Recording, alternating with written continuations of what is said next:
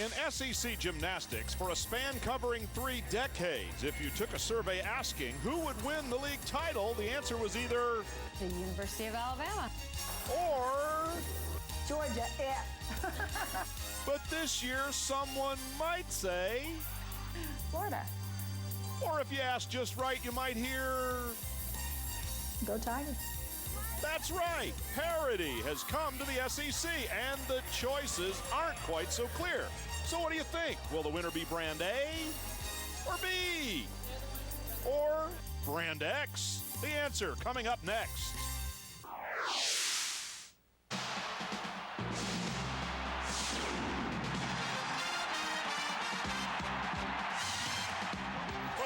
Straight year, Bartow Arena in Birmingham, Alabama plays host to the Southeastern Conference Championship in gymnastics.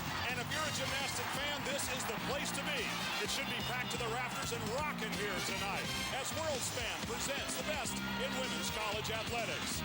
Hello, everybody. I'm Brian Trevor, and if you are a gymnastic fan, you know that this championship has been dominated by 2 teams for the last 13 years. But this year, we could have a surprise. Not only that, we've added a 7th team to the Southeastern Conference this year, Arkansas, a team full of freshmen. Part of their charm is their unpredictability, so who knows what can happen. The big story this year, however, is parity. And if 197 or better is the score that it's going to take to win the title, we've got 4, maybe 5 teams capable of reaching that mark. But if you have to pick a favorite, who better than to start with the defending national champions and the closest thing we have to a home team here in Birmingham. For more on that, let's go to my broadcast partner, Lori Strong-Ballard. Brian, well, Bama comes in here as the defending national champions. Last year, they were still without that coveted SEC title. Sarah, are you prepared to change that tonight? Well, I think our ladies are ready. We're excited about the championship. I think it's going to be one of the most closely contested meets in the history of the SEC championship, and we're proud to be a part. If there is a chink in your arm or something you're concerned with, what would that be? Well, I think the biggest thing is to get off to a good start on vaulting. We have a lot of freshmen and a lot of youth on our team, freshman and sophomore routines. So if we can get those ladies off to a good start and comfortable early in the meet, I think we'll be fine. Well, good luck tonight. We wish you the best. Thank you. Brian, Alabama will battle for their 5th SEC title. Thanks, Lori, with Suzanne Yoklin, coach of the defending and 12-time SEC champs. Coach, lucky number 13? Oh, I don't know. I don't believe in luck. I believe just in hard work, and we've certainly done that, so I feel good about tonight. If there are any concerns about the way your team will perform tonight, would you mind sharing them with us? What might they be? Well, I think just the rotation for us will be difficult because you're a little jittery right at the beginning of a competition, and we have to do the most difficult 2 events right off the bat. So, I feel like the draw was not necessarily a good one for us or to our advantage, but if we can get through those, I think we'll just roll right through the rest of the competition. Well, good luck to you. Thank you. That's the story from the 2 perennial favorites here, but for the first time, we have a real spoiler at the SEC Championships. For more on that story, let's go to the 3rd member of our broadcast team, Jen Hildreth. Well, Brian, it's been 14 years since someone other than Georgia or Alabama has won the SEC title. It was Florida in 1989, and Rhonda Fain just took over the Florida program this year, but you guys have put together a very strong year, already beat Alabama. We're going to see something good from your team tonight? Absolutely. They are so ready, and they're on fire and extremely excited, and they want to win. And our warm-ups and practice have been unbelievable, so I'm really excited. One thing for sure about your team, you've sort of developed a reputation for having some pretty creative routines. Our gator chomp and the well, maybe. I mean, you tell me. Is that going to continue? Well, yeah, absolutely. We are extremely creative, especially on bars, though, as well. Very unique routines and releases, and we're kind of known for that.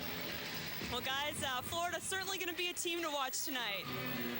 A couple of other potential spoilers. LSU, led by the dean of the SEC coaches, Dee Dee Bro, in her 26th season as head coach of the Tigers. She's got some great stars. Super freshman April Burkholder, Lauren Campagnoni, who was Gymnast of the Week a few weeks back during the season here. And how about Auburn? Coach Jeff Thompson has them already qualified in the regionals along with his wife Rochelle. He'll have all-rounders Courtney Puckett, Mary Nell Pate, Casey Stein to lead the team. So it's going to be a very interesting competition here tonight, not only among those teams, but individuals. How about the top-ranked gymnast in the country, Jeana Rice from Alabama, with her teammate, Kristen Sterner. They'll get great competition in the individual all-around from Georgia's Corey Fritzinger and Chelsa Byrd. LSU led by the outstanding freshman April Burkholder. Florida and their creative star Orly Smooch. Auburn's Courtney Puckett has already set a school record in the individual all-around. And we mentioned Arkansas, a team of freshmen led by Tiffany Berry. Melanie Zaharias of Kentucky looking to go for the... Welcome back to Bartow, where the teams are lined up in the hallways preparing to enter the arena and beginning to demonstrate some of the great spirit that is running through this building with all these talented young athletes getting set to go out and compete in front of a huge crowd here at Bartow.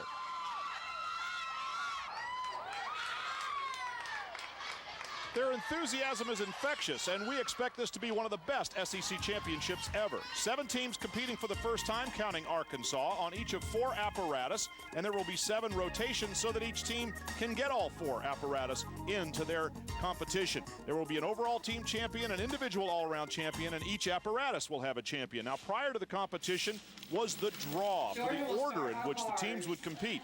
And it is quite a ceremony, Laurie Strong-Ballard. Absolutely. It's been a long-standing tradition here in the SEC, and it really has a great importance. A lot of the coaches believe in building momentum and the importance of starting on a good event. Florida received the most favorable draw, the Olympic draw, finishing on floor. We're very happy with the rotation order that we drew. But, you know, everyone has to compete every single event out there, and we just have to do our job. But yeah, it's definitely a good order. For the first rotation, this is the order in which they'll go. Alabama on vault, Georgia bars, Louisiana State beam, Kentucky on floor, 3 teams with a bye. And Alabama, we heard Coach Sarah Patterson say with the youngsters, she wants to start out strong. She's starting out with her strongest competitor, Jeana Rice. It is a very interesting strategy. They're starting with a veteran, someone who is capable of scoring big. In fact, she scored a perfect 10 right here against Georgia just a couple weeks ago. They have a young team, and they really want to start off strong and get the big scores out there. Well, a perfect 10 would certainly set the crowd afire here in Bartow Arena tonight, as it did that night against Georgia. So here is Jeana Rice with her one and only vault. Same vault, the Yurchenko layout full. It's scored out of a 10. Just a tiny hop on the landing. An amazing start that will certainly build confidence for Alabama. 9.850 for Jeana Rice. She gets him out of the box in a hurry here and starts piling up the score early. Take another look at it. I almost think this score, 9.85, is a little conservative. It may have hurt her score going early in the lineup, but it certainly will start Alabama off on the right track. Well, the judges have to leave themselves a little bit of room for improvement. Very little improvement possible on Chelsa Byrd's performances over the course of this year. As a sophomore now, she has really come into her own. She goes on uneven parallel bars. So Shapashnikova, well done. Now Georgia was concerned about starting on bars, not only because you have jitters at the beginning of the meet, but also because this is one of their weaker events, and going up first, the scores are going to be a little bit tight. Chelsa Byrd took a couple of turns as SEC Gymnast of the Week this year. Finishing up here with the double layout, hits the landing, great job. Oh, Georgia's definitely doing the job on their side of the floor with a 9.900. Chelsa Byrd keeps the numbers coming for the defending SEC champion Georgia Gym Dogs.